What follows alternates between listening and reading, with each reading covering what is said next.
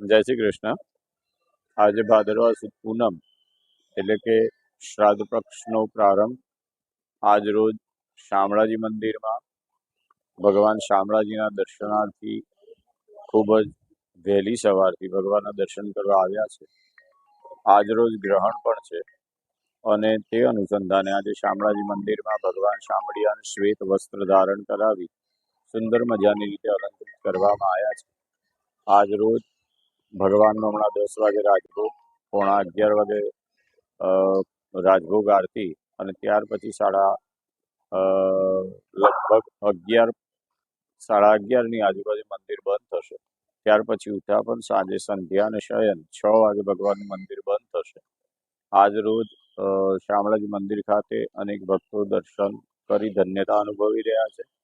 વિશેષ કરીને આજે ગ્રહણ હોય, આજનો એક પાવન પ્રસંગ સુંદર રીતે ભગવાન ઉજવાઈ રહ્યો છે.